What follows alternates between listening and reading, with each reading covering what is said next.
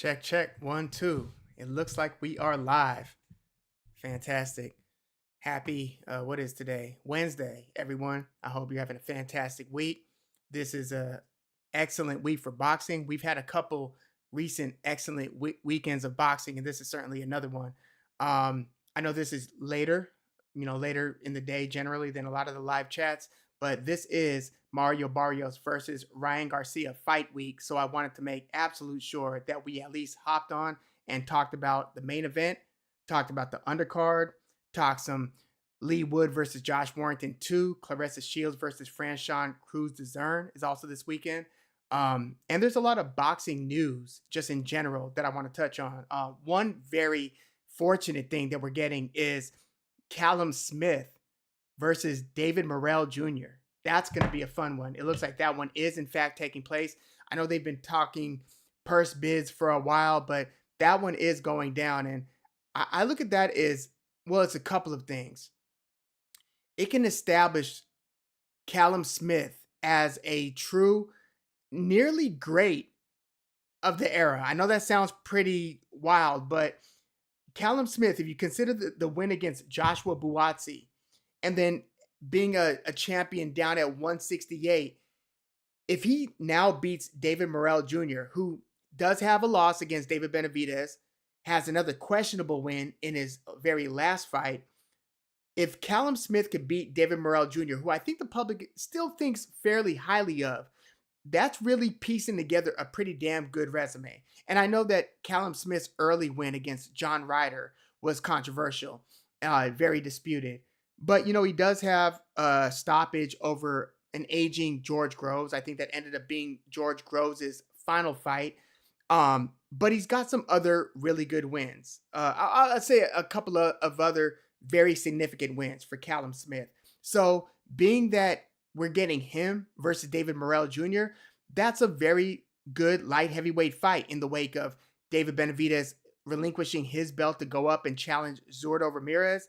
And it's also in the midst of the ongoing, continuous Beterbiev versus Bivol lockdown of the division for the time being. I like Callum Smith versus David Morrell Jr., and I've long thought that the Callum Smith win has been one of Canelo's absolute best wins.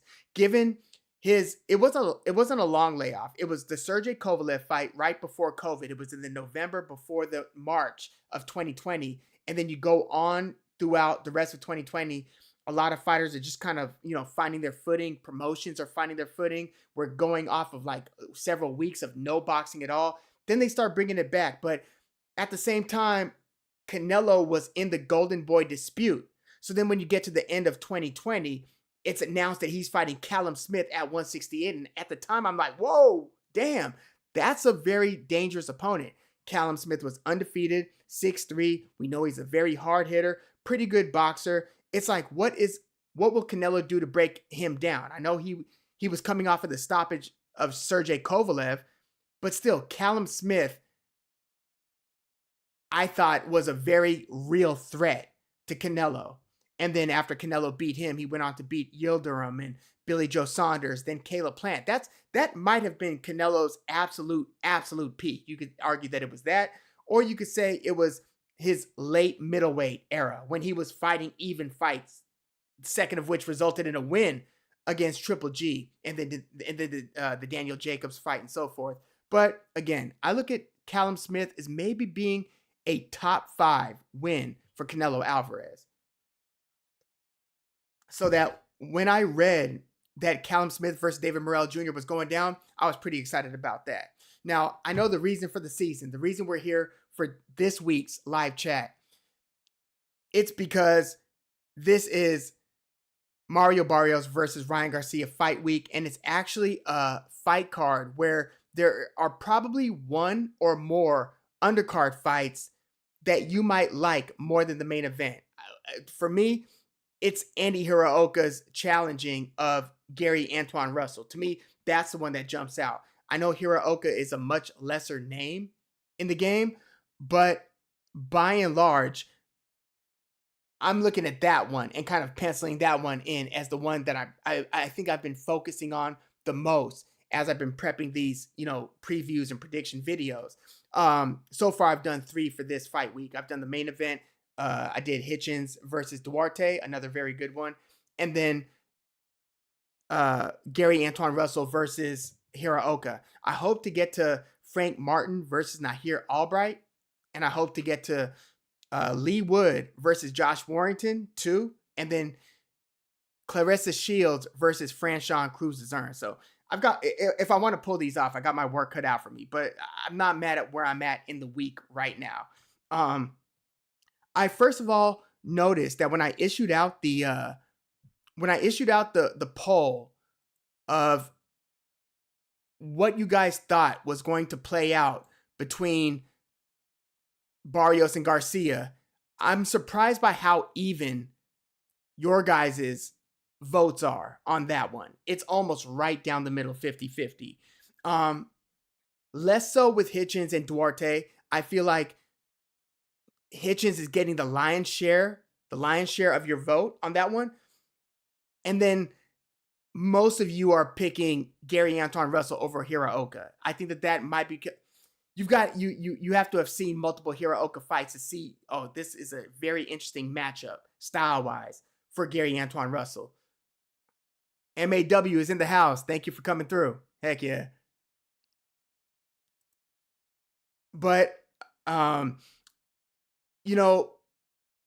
don't we just get right into the main event to kick things off? I know that there's a lot of other news. There's Wilder versus Derek Chisora. There's the lawsuit between Virgil and Golden Boy. It sounds like they're going to have a hearing this week to settle the matter, which is fortunate because often in these fighter versus promotion lockdowns, we get stagnation in the star's career where they could go a year to 2 years or more out of the ring. Just look at Mikey Garcia's career and look at Andre Ward's career. Significant time missed in the midst of a legal dispute with your promoter. In some cases, it's your manager. But in this case, it's clearly Virgil and his management versus Golden Boy. And again, fortunately, it sounds like they will have a hearing this week to settle the matter. So if it goes the Golden Boy way and Virgil is still locked down with Golden Boy, we'll see how that plays out. But if Golden Boy is allowed to roam free, as far as I know, Golden Boy doesn't yet have a deal, a re-up with DAZN. So if Virgil's able to break free from Golden Boy, I think it's more likely that we get a Boots versus Virgil announcement sooner than later. It looks like that's what the tea leaves are reading, but stay tuned. We'll see how that one comes out. Hey, Pushkin 4505. Thank you for coming through. Callum Smith versus David Morrell is a great fight. It will let us see if David Morrell is a budding superstar or a future gatekeeper. Smith looked great against Buatsi. He did. And that was a dog fight too. I tend to believe that one took something significant out of both fighters. And certainly Buatsi. Buatsi versus Zach Parker. Did you see how sluggish and in the mud his feet looked? Like, maybe that would have always been the case because Zach Parker is his own style, his own matchup issue. But Buatsi did not look good against Zach Parker. And I think that some of that might have been an accelerated decline or something missing from his fastball and his sustained energy, his sharpness that might have been compromised, in the wake of that war with Callum Smith. But yeah, Callum Smith, this is put up or shut up time for David Morrell. It is legacy enhancing time for Callum Smith. That's kind of how I see this one. But yeah, Mario Barrios versus Ryan Garcia. Let me know what you think. There's a ton to unpack on that one. It looks like Ryan Garcia has been testing with VADA. That looks like it's been a condition for Garcia to get this opportunity. Continued PED testing. He is kind of bouncing off the walls. He's acting like his more socially alive self. I thought that he seemed like a very subdued, perhaps even medicated, subdued, very what's the word I'm looking for? I mean, sluggish, lethargic almost. leading up to the Raleigh Romero fight. That's not the case with this Ryan Garcia going into the Mario Barrios fight. Now, it's far from the erratic, borderline schizophrenic Ryan Garcia that was leading into the Devin Haney fight. And I rewatched that fight, by the way. That 7th round, I think that's such a disgraced fight because of it being ruled a no contest and Ryan being overweight and on PEDs. But in a vacuum, that was a very fascinating fight. I mean, when Haney recovered from that being hurt in the first round and then did well in rounds 2 through 6, when he got dropped in the seventh round by that vicious left hook, I think it was Chris Mannix was interviewing Bill Haney at the time of the knockdown. I don't know how many of y'all have gone back to rewatch that, but Bill Haney is mid-interview, and he looks like he's a little distracted even when he's talking with, I don't remember if it was Mannix, but maybe. But he looks distracted, and he's like, good. Devin's starting off fast. He's starting off good. But he looks like he's only giving the interviewer like a fraction of his attention because he's locked in on this Haney keeping the guard up, outboxing Ryan. Because remember, he was outboxing Ryan rounds like 2 through 6. Ryan catches him with that left hook, just kind of out of nowhere. He often sets it up with the jab and then the hook, jab and then the hook. This one, he just kind of he lunged into the left hook, and Haney was right there to eat it, and it just put Haney on his back, and that changed the fight. Haney never really recovered, after that 7th round. But just that 7th round has so much drama because Haney got dropped in the first 45, 50 seconds of the round. He had to survive a whole 2 minutes. He falls down 2 more times, which could have clearly been ruled knockdowns. But the ref waves it off as a slip. But Haney is clearly falling because he can't stand up anymore, because that wasn't the only shot he took. Ryan is trying to put him out with heavy shots after this point. Haney is trying to duck. He's catching some of them, rolling with some of them, but he's in dire straits. But that fight is looked at in so many different ways by the boxing community. For me, in hindsight, I actually look at that fight as being what convinced me that Devin Haney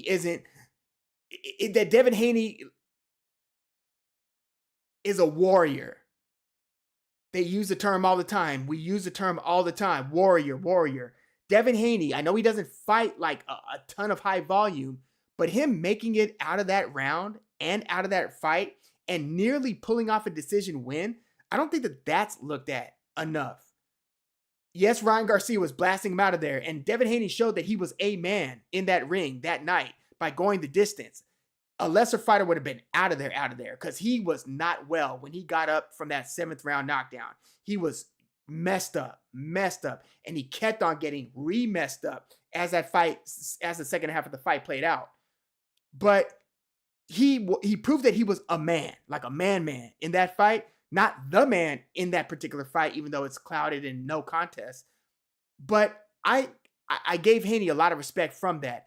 But all that to say, Ryan Garcia is at his best when he's throwing punches straight up. It sounds very easy. It sounds very straightforward, but and Boxing Wave mentioned this in his preview.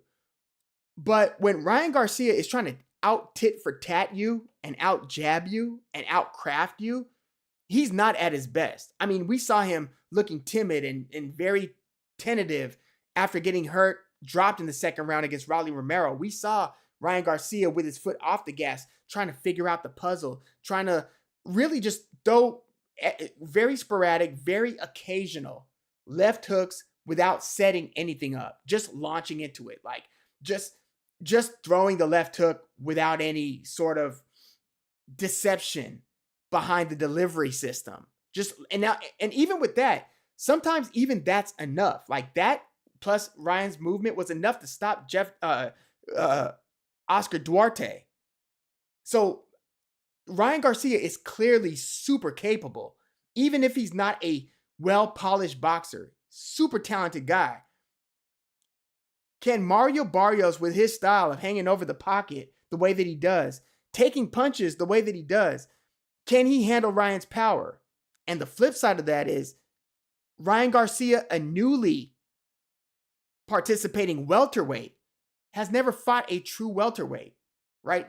Raleigh Romero, a year and a half, 2 years ago, Raleigh Romero was at 135. He had a couple fights basically at 140. And then he went to 147 and beat Ryan Garcia. So Mario Barrios, we know, is a solid welterweight. It's not the best. It's not great. I mean, that was a layup. That was an alley-oop for him against Manny Pacquiao. You're gifted a 46-year-old Manny Pacquiao, who is still much better than I thought he would be going into that. But you fumbled that opportunity. Yes, you kept your title, but nothing else. Like, nobody got excited about you given that performance against Manny. And granted, Manny was the beloved fighter, but Mario Barrios had an opportunity to do something to a legend, and he didn't do that. So I'm at a point where I don't trust Mario Barrios largely to get the job done. I hate to just put it like that. He has beaten Batir Akhmedov. He beat Ugas, which might be his best win. But I don't think that when the lights are the brightest and it's like we said about David Morrell in this case, put up or shut up time. Are you the real deal, or are you a guy who's good enough to compete but not good enough to get over that line and win? I kind of think Mario Barrios is just short of able to get this one done, even if he has early success. I mean, look, if he goes in there and just beats up on Ryan, or even like stops Ryan, or even clearly outboxes, and that will be great for Barrios in his career. And it's very possible that that can happen. You know how I said, I know Devin Haney is tough enough to get through it, and he showed that he was a man and that he was a warrior, even if he doesn't have the style of your quintessential warrior type. I don't know that about Ryan Garcia. I don't know that he has that spirit. And if he doesn't, Mario Barrios might be a guy who can maybe pull that out of you. Like he wasn't able to beat Manny Pacquiao, but we know how much of a warrior and how much Pacquiao is willing to fight. I don't mean box. I don't mean throw punches. I don't mean hit. I mean fight. That Mario Barrios versus Abel Ramos, that is what a fight looks like when skill becomes secondary and they just start like running on, it's more will than skill at a certain point. In some fights, they devolve into you're just in the mud, you're both tired, you're both kind of hurt, and you're busting each other up. I don't know if Ryan Garcia is down to fight. So if Mario Barrios is able to pull that out of Ryan Garcia, we'll probably notice that the first time Ryan Garcia gets hurt or hit really cleanly to the body, or if Ryan Garcia's plan A isn't working, if he's not able to unleash that left hook and hit Barrios with it and make Barrios respect his power, because that's another thing. We don't know how Garcia's punch is truly carrying to welterweight, and we don't know what Ryan Garcia's welterweight chin truly is.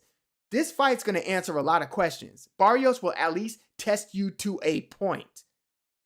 So if Ryan Garcia is able to pass this test, then look, as much as Ryan Garcia's had an up and down career and has had his major issues, you've got to credit him if he beats Mario Barrios. Yes, this is kind of a cherry-pick championship opportunity that Ryan Garcia really did not earn, nor does he deserve. But if he gets it done, you would have to tip your cap to him.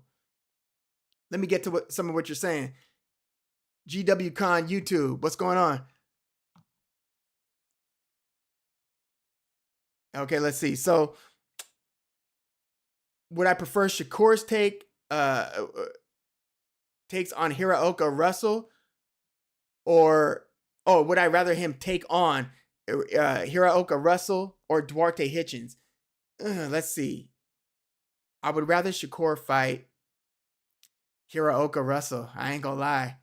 I know Hitchens is the guy who's been, back and forth with Keyshawn, and Hitchens is kind of like out of these fighters we're discussing, he's kind of viewed as like the class boxer of the bunch. But Shakur is a class boxer. Do you want to see the classist boxer versus another class boxer? Or do you want to see an athletic long puncher with a Terrence Crawford length reach in Hiraoka, who's a southpaw, fight Shakur, or the high pressure, almost look, I'm not going to say poor man Sean Porter, but Gary Antoine Russell, who's aggressive, improving on his boxing game, pretty durable, very hard hitting, again, he's going to bring the pain. And we saw Gary Antoine Russell struggle and lose the decision against Alberto Puello. Puello is a big 140. Shakur is not a small 140, but Puello was really a big 140. And he's got his own sets of disruptors. He steps in and smothers, backs up, angles. Like, not to say Shakur can't do any or all of that. Damn, I guess what I'm trying to say is I think Shakur beats them all. I guess that's what I'm arriving at. But who do I want to see him box more and fight more? Oscar Duarte would be fun, but I get the feeling that would be Shakur would control Duarte, I think, even better than he was able to control William Zepeda. Because Duarte's not head over skis with punch volume like Zepeda is. Duarte might hit harder per punch than Zepeda, but Zepeda just gives you such a handful to deal with all fight long.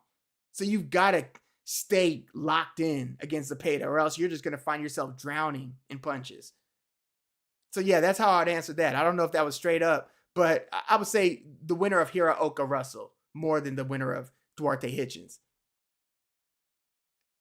MAW says stagnation, definitely a point of concern regarding Golden Boy and Virgil.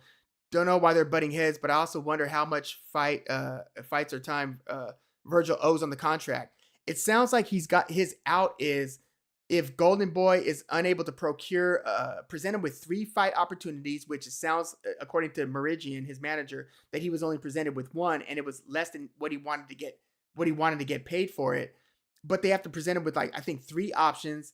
And if Golden Boy, a part of Golden Boy's legal right to keep Virgil under contract, from what I've been reading and listening to, includes Golden Boy having a TV deal or like a streaming deal, the deal with the Zone or an equivalent to that.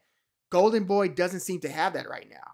So Virgil might have an out. And again, it's cool that the hearing is taking place reportedly this week, because I'd rather this get settled either way than for it to drag on like it did in the case of Andre Ward and and in the career of Mikey Garcia.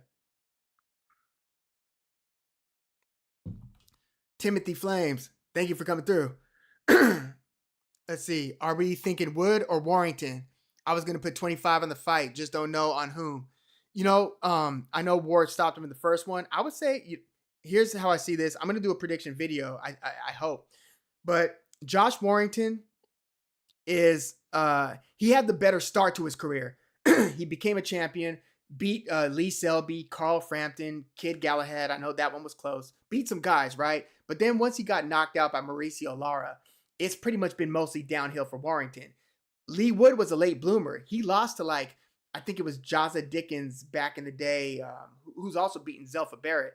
But Lee Wood was good, but not championship level. He was Commonwealth belt, regional good, but he wasn't on the world stage. His turning point was kind of a late bloomer thing, beating Zhu Khan and then having the fight of the year against Michael Conlan. That's a classic. I love that fight. And knocking him out of the ring in the 12th round. And then he went on this run. He got stopped by Mauricio Lara, but then he came back and put on a spirited boxing performance against Lara in a must-win rematch. And then he knocks out Warrington in a fight that Warrington was winning. So Warrington was winning the rounds. In fact, he was beating up on Lee Wood at a point to where I'm thinking, is Lee Wood on his way to being stopped by Warrington? I know Warrington often doesn't stop a lot of people. I know he stopped Kiko Martinez, and he has stopped others. But Lee Wood is the puncher between the two. So Lee Wood was losing to Warrington. I saw it until he opened up with like 10 seconds left in that round and just clobbered him with a combination that put him flat on his back. Game over. But for this one, after seeing Lee Wood kind of get beat up by Anthony Kakache, who went the distance in a win against Warrington, but stopped Lee Wood, I think that Warrington has success against Wood. I think he's going to be winning more rounds more regularly than Wood because of his style. He throws punches. He's in and out. He's a sharper. He's kind of getting off first between the two. That's if Warrington at 35 can still do that Warrington thing. Lots of headbutts as well. But if he can still get in and out like Warrington, more or less like he has been able to do, I know he's already declined, then he should be able to start winning rounds.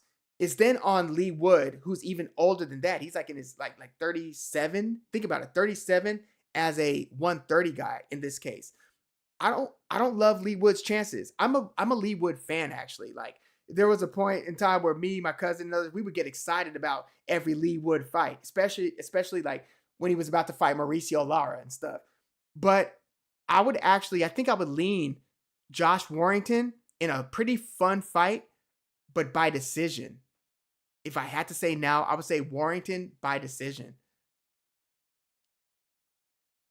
Devin showed leaps of heart in the fight, the end from those knockdowns. Devin versus Ryan rematch would be huge. If it's a 147 unification, that would be cool. Okay, so if Ryan Garcia beats Barrios, Devin Haney took the belt from Brian Norman, that would be the obvious place to go if Devin Haney ever wants to fight him again. I've heard that Devin Haney was getting hurt or dropped, or I know they split and they fought a ton in the amateurs, but I'm thinking that there might be something about Ryan Garcia's jittery left hook style that will always be a problem for the otherwise defensively good Devin Haney. It's kind of interesting. Like, it's almost like depending on the mood that Ryan's in or depending on his confidence level, he throws punches. And if he throws punches, he's an absolute problem. Like, even if you rewatch Tank Davis, it's only because, and this part of Tank Davis's game is underrated. But if it wasn't for Tank Davis's ability to literally duck, like, how some fighters can pull back and get out of range and not get hurt, make punches miss, some can slip. You've got to be really quick, reflex-wise, to take a Ryan Garcia left hook and duck it. Look at how many, in the beginning of the fight, first couple rounds, look at how many Ryan Garcia left hooks that come whistling for Tank Davis, and how many of those Tank Davis straight up ducked. You got to be good, because that's one of those. If you get one of those wrong, you're done. You're done. And I don't think Devin Haney has the same. I know Devin Haney is seen to be the better technical sweet scientist than Tank Davis, but I think Tank Davis might actually have a better pullback react. This happens, I do this. This happens, I do that. In the moment, boom, boom, reflex, than Devin Haney. Devin Haney's good at that, but he's not Floyd Mayweather at that. I don't know if Shakur might be that, but Shakur's probably that. I mean, to do that with Teofimo, you got to be that. And Devin Haney's got a lot of that. I'm just saying, Tank Davis can pop you with the shot that you threw, and his immediate reaction put you on the canvas. And he can also be right there and duck against something as fast as Ryan Garcia's hooks. Now, granted, when Garcia had Haney hurt, Haney was able to duck a lot of those hooks that would have further damaged him. But he ate a lot of those hooks too, and Tank Davis didn't. But yeah, I would be interested in a rematch if Team Devin Haney wants to even look in Ryan's direction. Let's see. Oh, I see Lee Van 3 said Wood all day against Warrington. C. Miller's in the house. Thank you for coming through. And Lee Van, heck yeah, thank you for coming through. Let 333. Thank you. So we've talked a little Barrios versus Ryan. Put up or shut up time for Barrios and for Ryan Garcia, really. Like, this is a must win for Ryan Garcia. And the reason why I lean Ryan Garcia is because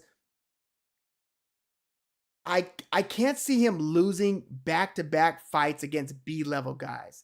That would just be so damning. I just think about boxing's weird. Sometimes you do your best stuff when your back is against the wall, and sometimes you have your worst night when the public views you at the very top of your game. I just don't think Ryan is going to drop 2 consecutive stinkers. I don't think he's going to do that. And again, Mario Barrios is just good enough to barely disappoint me.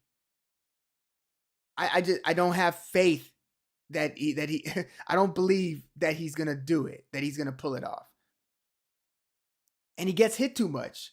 And if Ryan Garcia's punch is anywhere what it is, he's gonna hurt Mario Barrios. Now, Barrios has to keep that right hand parked like Raleigh did.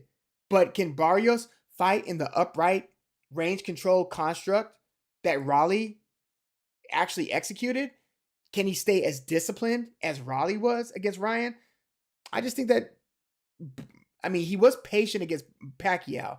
Barrios was waiting for Pacquiao to jump in, and then he would counter to the body. Pretty good strategy.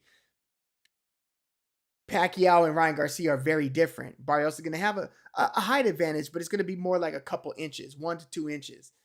It's not going to be like you're fighting the 5'5"-ish Manny Pacquiao. But I got to go Ryan. If Ryan loses to Barrios here in a title opportunity after losing in his last fight against Raleigh in a title opportunity, it's damn near over. I know he's a big enough name to get more opportunities, but reputation-wise, you're in the mud at that point because everybody's looking at you like you're not that guy or anywhere near it. Which would be interesting. He would just be like a really talented kid who fell so in love with his left hook that he didn't have the wherewithal, ability, concentration, discipline to develop the rest of his game and to use that, implement it in fights. Which is interesting because under Joe Goosen, I thought that he started letting a right hand go against Javier Fortuna. He just wasn't consistent after that fight in using it. It's like he put it back in the holster, didn't bring it out again. Let's see. Oh, thank you. C. Miller said, listen to many of your videos, but this is the first live stream I've watched. You the man. Thank you. Heck yeah, I appreciate that. GW Con YouTube. Barrios is so stationary and simple stylistically that Ryan could have openings. He just needs to pick his spots. Yeah, Barrios is going to give Ryan a lot of opportunity to do some damage. He just hangs over the pocket in a way where he's giving up his height. You lean your head over the pocket. Old habits are hard to break. I hope him and Joe Goosen, Ryan Garcia's former trainer for a time, I hope they've been game planning, not getting greedy. When you go to the body, do so with this hand parked and stay kind of outside boxing range behind a jab and discipline and frustrate Ryan. Don't go to war with Ryan. Now, again, if you go to war with Ryan, it better be a scenario where you hurt him before he hurts you. But even in that case, like Luke Campbell hurt Ryan before Ryan hurt Luke. Ryan pulled himself off the canvas and actually fought through that one, got the stoppage.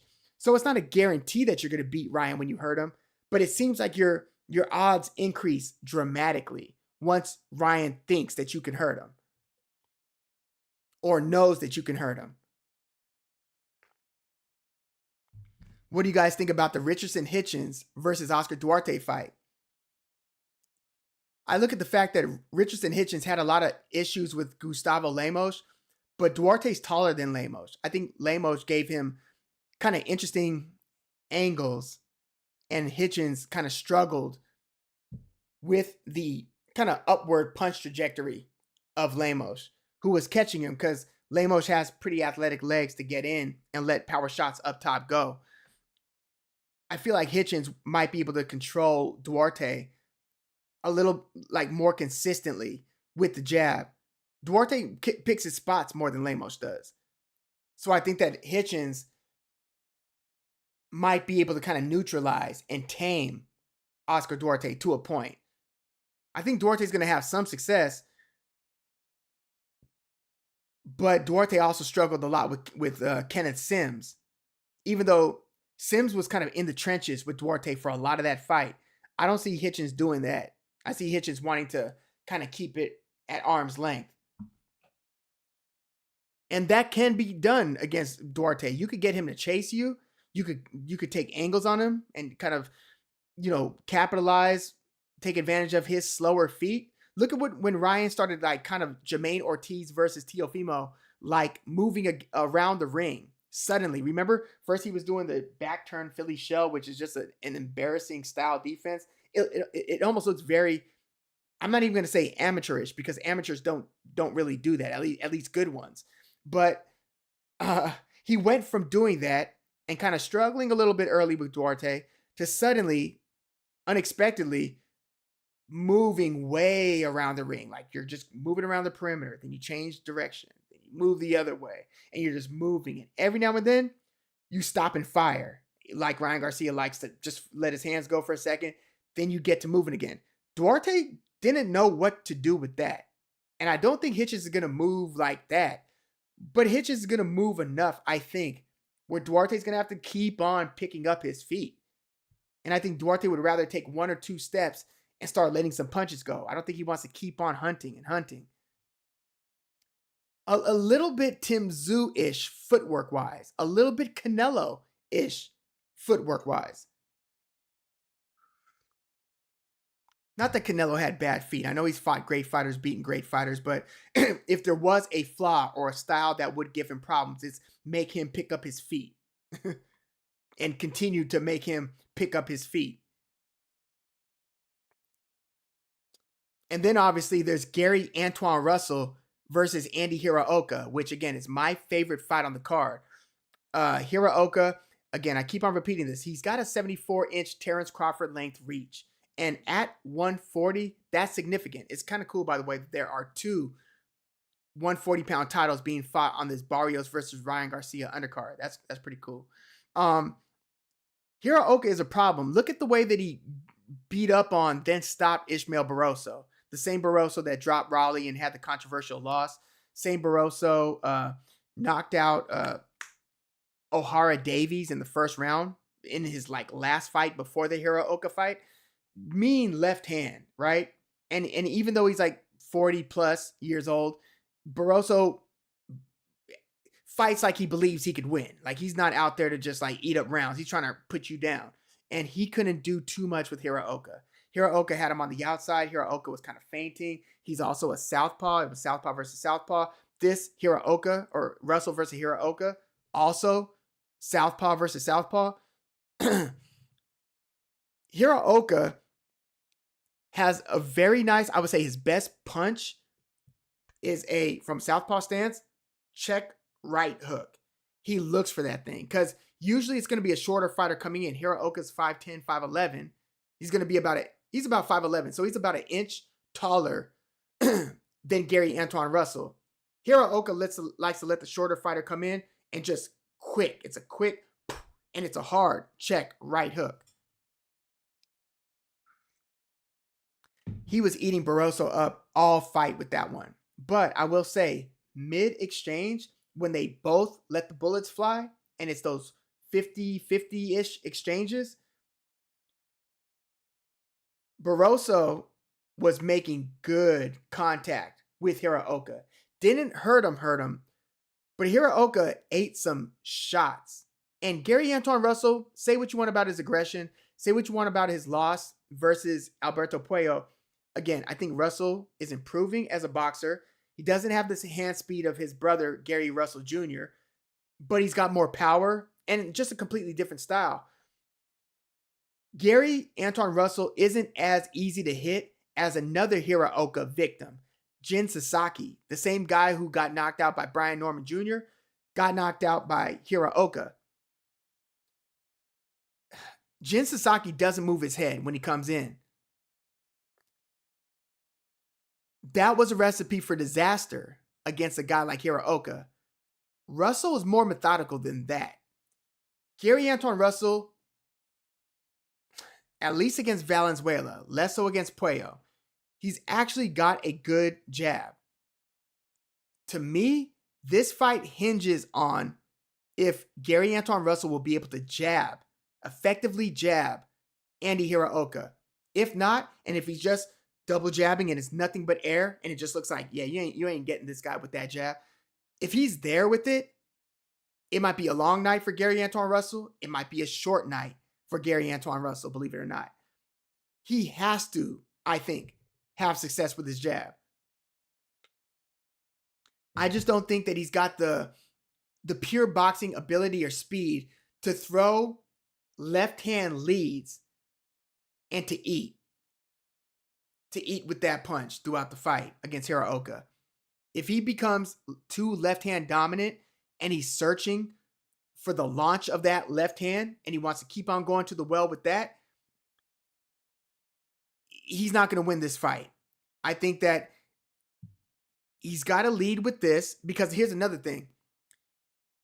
You've got southpaw versus southpaw. So if Gary Antoine Russell is too left-hand happy like Ishmael Barroso was, because Ishmael Barroso couldn't jab Hiraoka either. If Gary Antoine Russell is leading here, what's open? This, right? And what's going to hit this? That lead right hook from Andy Hiraoka. Because I think that his ability to counter with the right hook is stronger than Gary Antoine Russell's ability to lead with the straight left. Hiraoka wins that exchange, I think.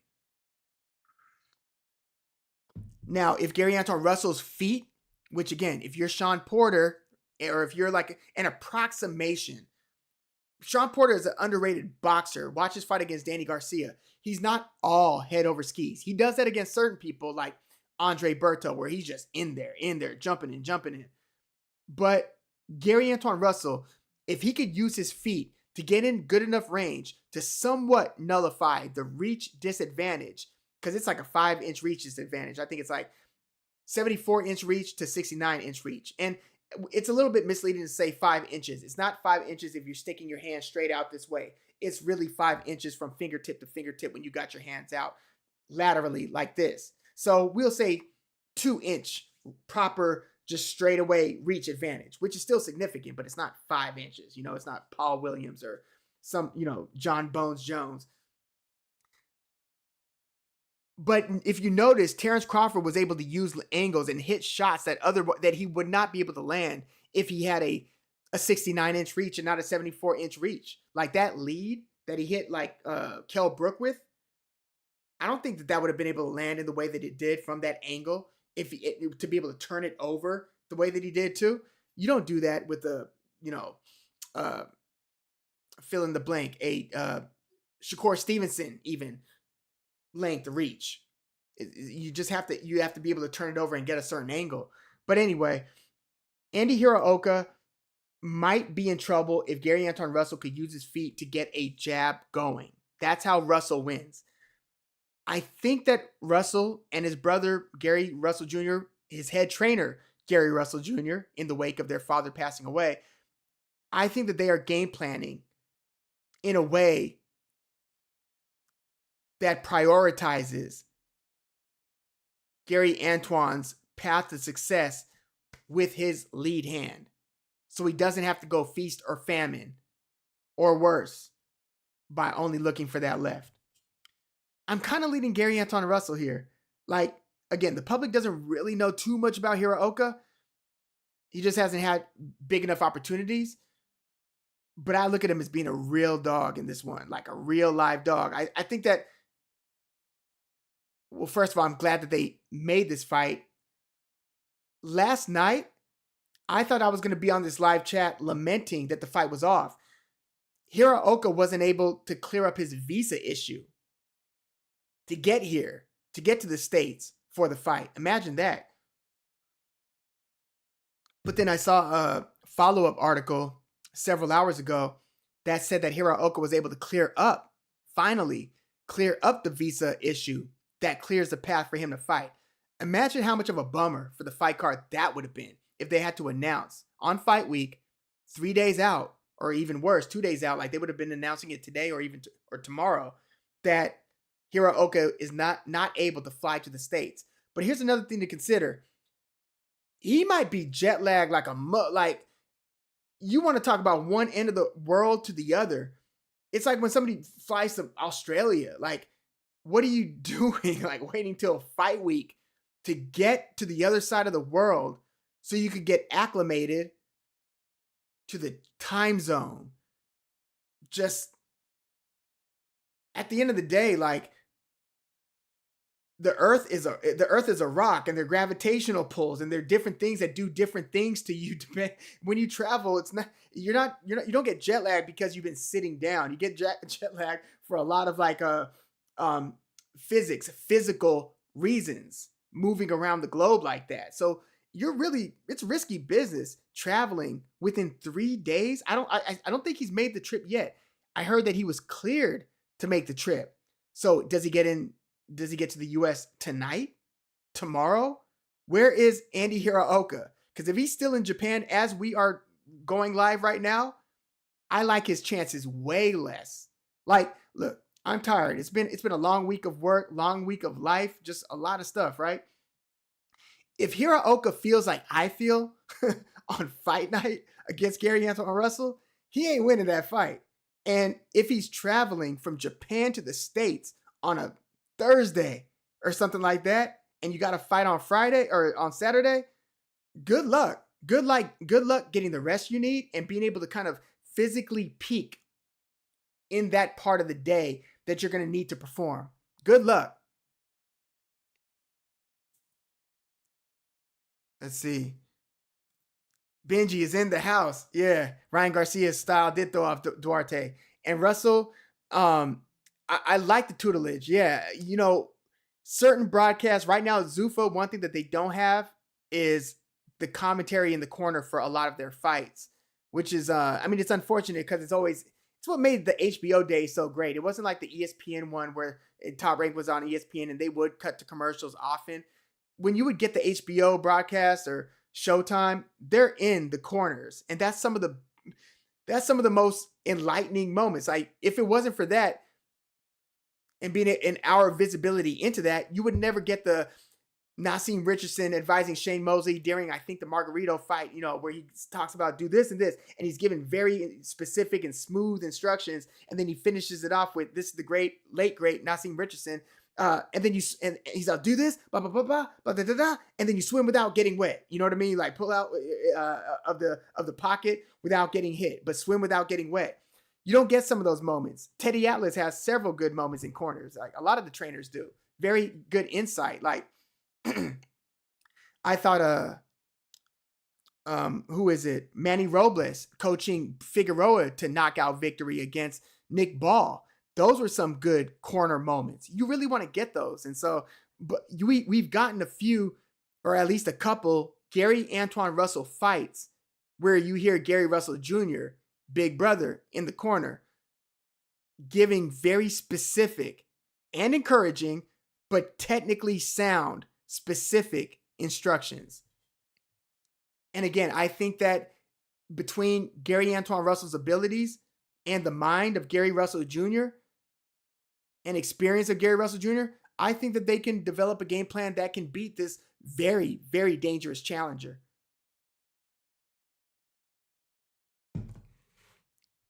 And then with Frank Martin versus Nahir Albright, Albright's the guy who lost a competitive fight against Keyshawn Davis. Then it was ruled a no contest because the fight was in Texas. Keyshawn Davis tested positive for weed. But Nahir Albright fought him very competitively, even hurt Keyshawn Davis in that fight. And then Nahir Albright beats up on and kind of dominates Keyshawn Davis's brother. And then Keyshawn basically assaults Nahir Albright backstage after Keyshawn's brother lost to Albright, right? That super whack move. But Albright, some guys get opportunities and get put in position because they were just blessed with the right connections, with the right push. They were just kind of anointed this or that. So they get opportunities kind of out the gate.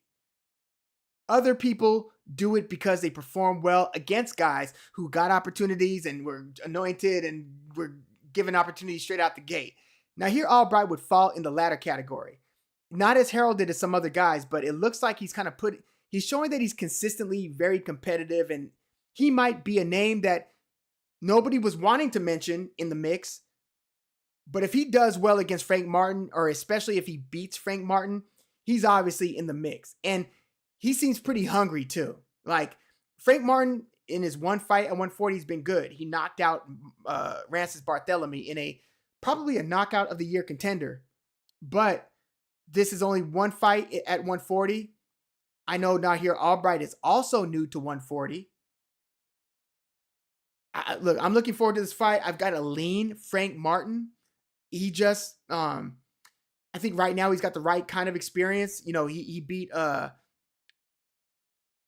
trying to Jackson Marinez, who had given Raleigh Romero a fight that should have resulted in a Romero loss. This was like early COVID, or even was it was either pre-COVID or early COVID. Raleigh Romero was kind of gifted a decision against Jackson Marinez. Jackson Marinez didn't make it out against Frank Martin. And Frank Martin's got a couple of other pretty good wins. He also had a difficult fight against Artem Haratunian, who Shakur dominated, but people, because they thought it was boring, didn't want to give Shakur credit for dominating a guy, Haratunian, who almost beat and hurt Frank Martin. But yeah, this is kind of a must-win for Frank Martin. He's trying to rehabilitate things after getting knocked out by Tank Davis. For Nahir Albright, it's just another big opportunity. Like, are you going to get it done this time? Or are you going to kind of fall into a Jermaine Ortiz, tier? I think Frank Martin's going to win, but I think it's going to be competitive. I don't think it's going to be a stoppage. It might end up being a very exciting fight because it's going to be some tug of war, and someone's going to have to assert themselves. And I hope it's not a patient stare fest. I don't think it's going to be that. And if it is, it's going to be because Frank Martin is winning a boxing match and Nahir Albright doesn't want to step on the gas, but I don't think we're going to get that. So this month, Frank Martin versus Nahir Albright might be pretty exciting. It really might.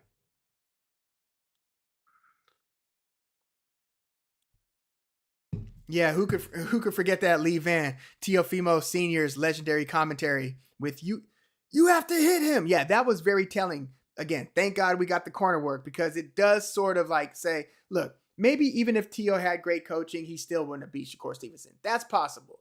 But when plan A is not working and you clearly look confused is the word, in the ring, it is then incumbent on upon your corner to game plan and actually think strategically rather than saying, get her done, basically.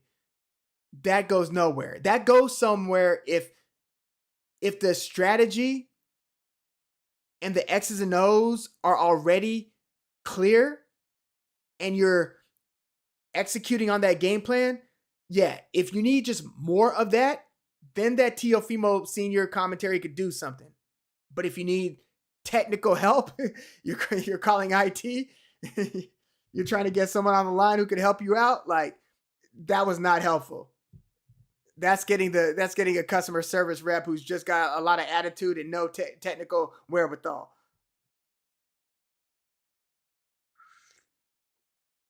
But yeah, I think I would lean Frank Martin over Albright at this point. I would say Frank Martin via decision.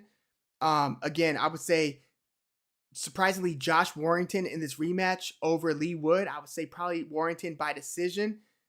Somebody might get stopped in that fight too. I mean, they're both 35 plus. I mean, they could both go with any really nice shot. And again, Warrington was kind of clobbering Lee Wood, but who doesn't at some point? You know what I mean? Lee Wood has been consistent and persistent enough in most cases to get through it and to end up knocking you out. But I think that this time Josh Warrington will get it done, and I don't think Lee Wood has one more rabbit that he could pull out of his hat in this case. I think what we're going to see is what we're going to get and continue to get. And I think Lee Wood really might end up just kind of getting beaten up, maybe even stopped. I might even think Josh Warrington via stoppage in this one. He really wants this one back. He was doing well, and then he got destroyed by that combination with towards the end of that round. I don't think that's going to happen again. That was another Lee Wood miracle. You know what I mean?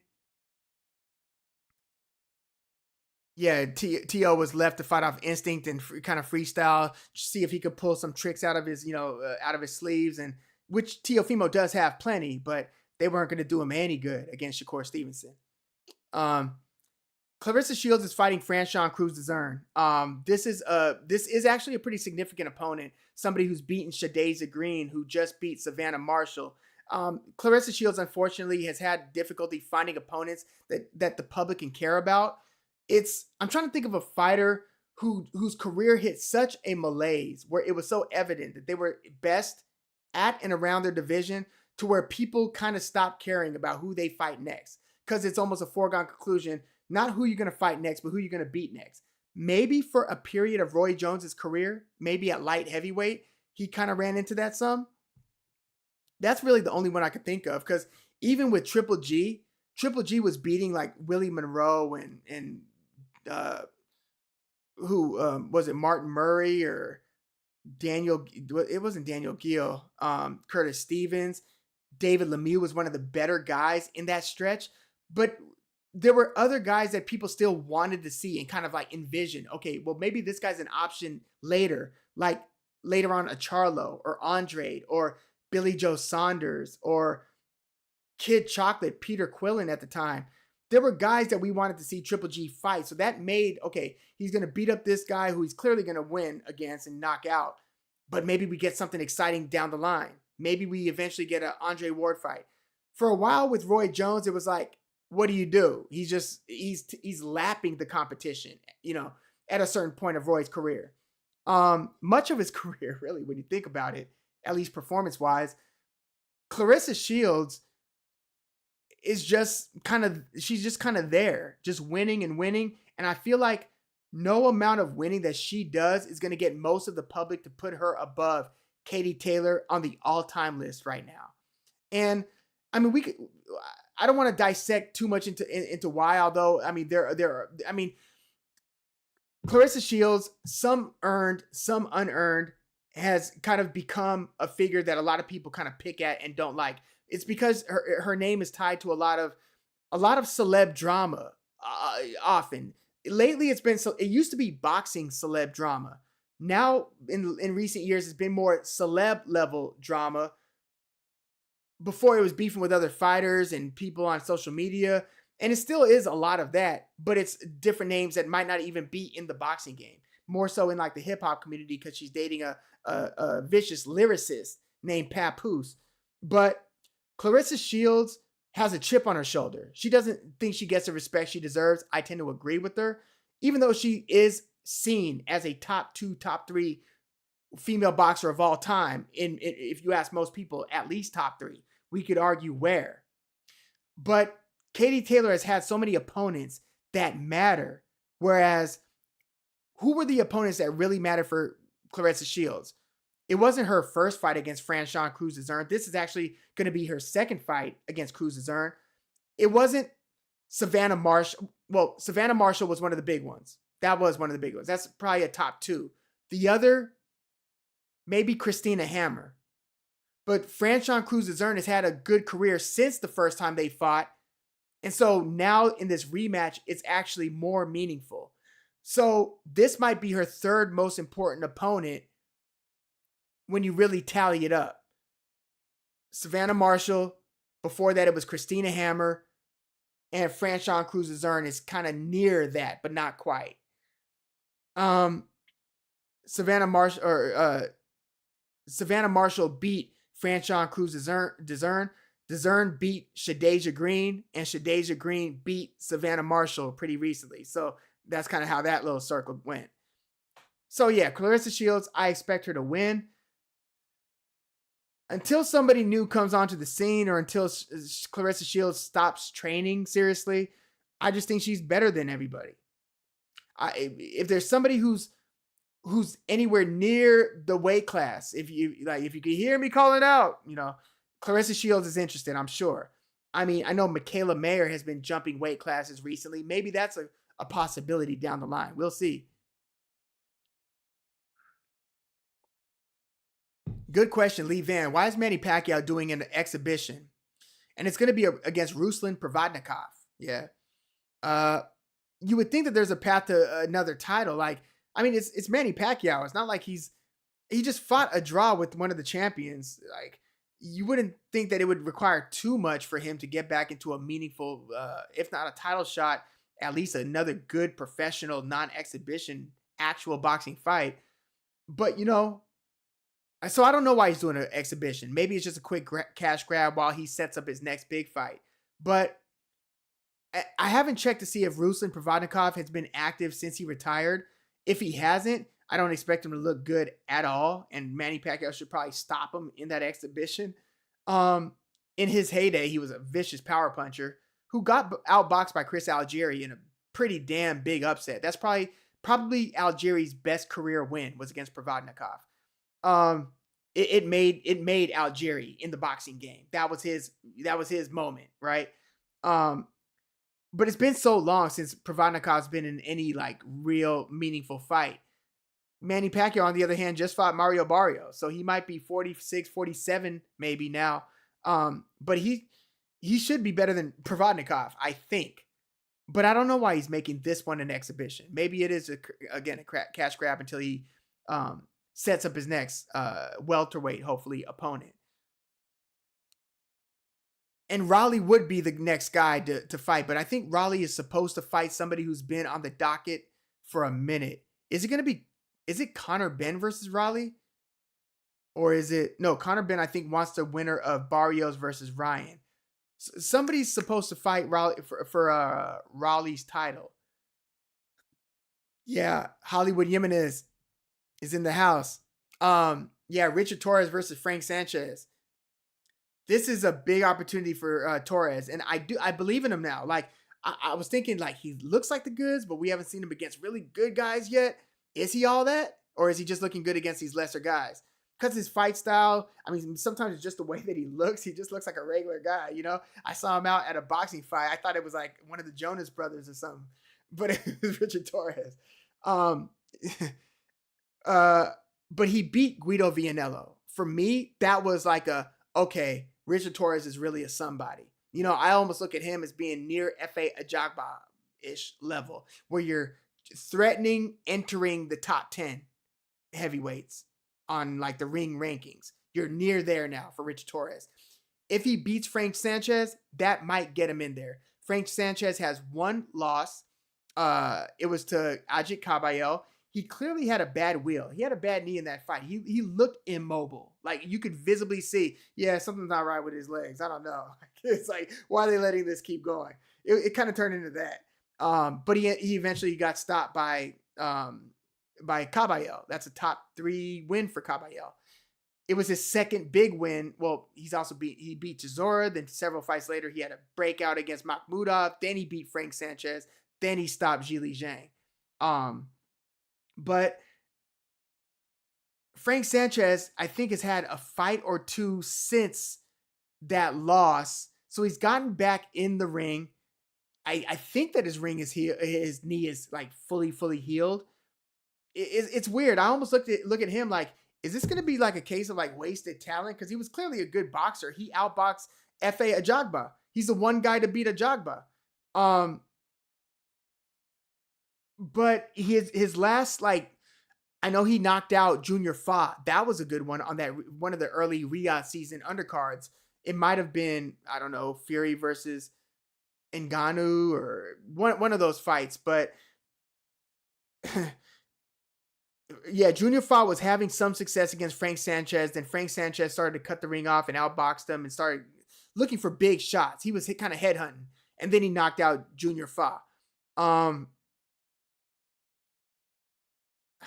I think that I just hope whatever Frank Sanchez is, it's able to be demonstrated in the ring through his career. Like if he was like this good, I want him to be able to like squeeze all of the juice from that rather than leaving a lot of what could have been on the table. This fight is that for Frank Sanchez. Are you going here, or are you clearly not what we thought you might be once upon a time? You know, this is that. And then again, for Richard Torres, undefeated, this is like your, hey, level up. Guido Vianello, big level up. This is another, level up. Even though, you could argue Vianello or Sanchez. I would say Sanchez is a little better than Vianello. A little. I don't know. I don't know what exactly to expect from Sanchez.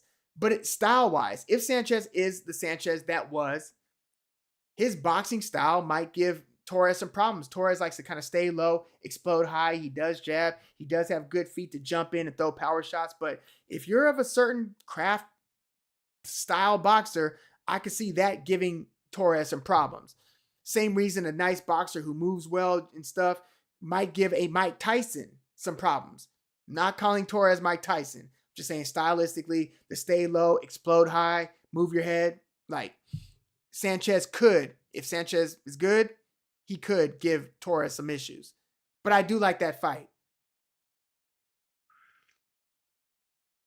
So Giasov is the Rolly Mando. It's funny because I read that that Rolly Romero is going to fight somebody else not named Giasov, and that Giasov that it was reported that Giasov wouldn't get in the way of it. So I guess there hasn't been like an official announcement. Yeah, in that case, I hope it's Giasov because he's been waiting in the wings for years. Yeah, sure. Romero, Giasov. Let's do it. I know Giasov isn't the biggest name right now, but he's earned his opportunity. I mean, more than Ryan Garcia has. You said Richard Torres got the Caballel blueprint to win. Go high, low, and work that body. Yeah, I could see the high low giving Sanchez problems, but again, like all props to Caballel. Caballel is clearly one of the best heavyweights in the sport right now, but that particular fight looked like he was fighting a wounded animal that really wasn't himself that night. I'm watching this thing and I'm like, yeah, like Frank Sanchez looks like he's injured. Like if this was a basketball game, they would pull him. You'd see him walking back to the locker room. So that's how I think about Caballel versus Sanchez. It's not like I look at Caballel versus Makhmudov. It's not like how I look at Caballel versus Zhili Zhang. Those ones is like, what we saw. That's what really, with the Sanchez one, I'm like, yeah, but that wasn't really Frank Sanchez. But yeah, I want to thank you guys for coming through. I want to talk some shop with you guys on the fight week. I know this is later than usual too, so especially, double thank you for tuning in. But I definitely want to talk with you guys on Mario Barrios versus Ryan Garcia fight week. And I said it at the top, it looks like Ryan Garcia is testing with VADA, which I look at it as being key. It's important. Anything less would be uncivilized, to quote the old commercial. Like that was, I guess, a part of the WBC's mandate in order to welcome Garcia back in, to stay testing with VADA. So we're allegedly getting a clean Ryan Garcia for this Barrios fight. So are we going to see a tepid, lethargic? He still seems to be bouncing off walls in a way that he wasn't, again, leading into the Raleigh fight where he seemed almost like lethargic and subdued. So all things considered, all of the variables, all of the wild cards involved, I'm still leaning Ryan Garcia. I'm gonna go with the talent on this one more than I'm going with the well-roundedness. He's the more established guy in the division. He's the more durable guy in the division. I'm going with who is more likely to spin the other guy's head when the bullets start flying. And I think that Ryan Garcia is going to find Mario Barrios. If not early, maybe in the middle rounds. But I think it's going to be like around 8 through 10 stoppage for Ryan Garcia. So again, I think he's gonna make good on this one. I do. And also, stay tuned for that hearing because we're gonna get some news on what's happening with Virgil Ortiz and Golden Boy. They're gonna have a hearing this week to see if Golden Boy is able to enforce their "no, you can't sign without us," or if Virgil wins, he's free to do what he needs to do and do what he wants with Matchroom and Boots and make that fight happen with his manager, Eric Meridian. So that is supposed to take place this week. Either way, I just hope that there's some closure and whatever needs to be worked out is worked out, and ultimately that we get Boots versus. That's what it all comes down to. I don't want to see Virgil inactive in legal tie-ups against his promoter. I want to see Boots versus Virgil versus Boots. That's what I want to see. That's all that really matters in the context here. But yeah, thank you guys for coming through. MAW, Hollywood Jimenez. Lee Van 3, Benjamin Tucker, aka my cousin, GW Con YouTube, C Miller, Let 333, Timothy Flames, GW Con YouTube, A Pushkin 4505. Yeah, enjoy the fights. It's a great fight week. Yeah, Ryan is snappier. Grit and determination definitely goes to Barrios. Ryan snappier, more explosive. But he doesn't set the table. That's the thing. That he just launches into it sometimes. But I think that even in doing so, sometimes people just don't keep the phone here. They just don't. Raleigh did. I don't know if Barrios could do that for 12 rounds. But yeah, thank you guys once again for coming through. Enjoy the fights this weekend. It's a stacked card, stacked weekend. Talk to you guys next time. I'm Woog.